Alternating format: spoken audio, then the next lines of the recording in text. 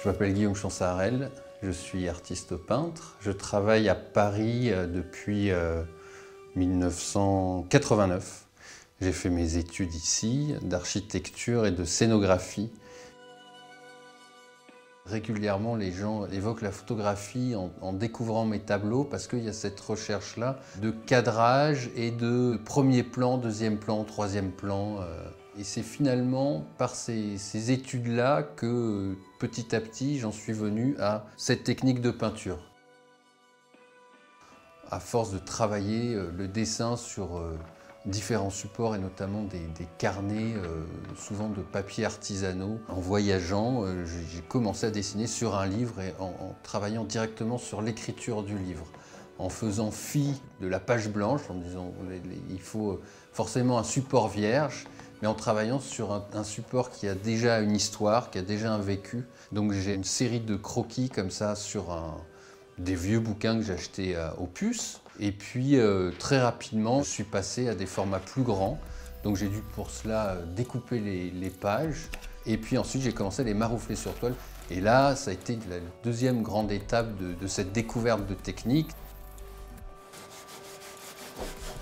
J'étais obligé de travailler au sol parce que je travaillais à l'encre de Chine, donc c'est avec de l'eau, donc finalement c'est faire des gigantesques aquarelles. Et tout ça fait que la technique finalement évolue d'une série de sujets sur l'autre.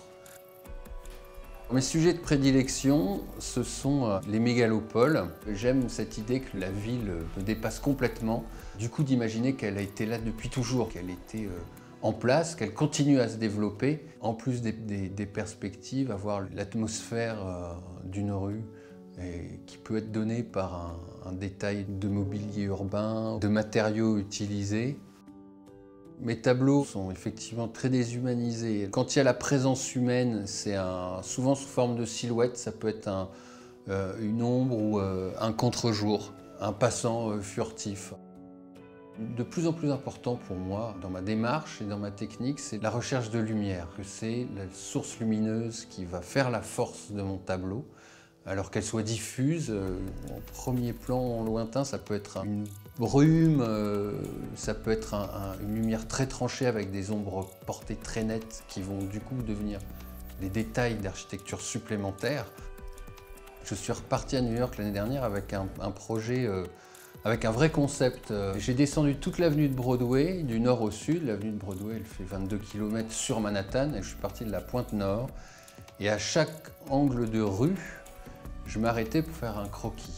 Et je voulais représenter donc, tous ces angles de rue en 7 jours. Il fallait que je fasse une trentaine de dessins par jour. Le truc, c'était de saisir sur le vif un moment, soit une architecture, soit justement un moment de vie. Ce qui me tient à cœur dans ma peinture sur ces villes, c'est de vraiment choper ce qui fait la sève d'une ville, c'est de dire j'avais jamais vu la ville comme ça. Et on a l'impression d'y être.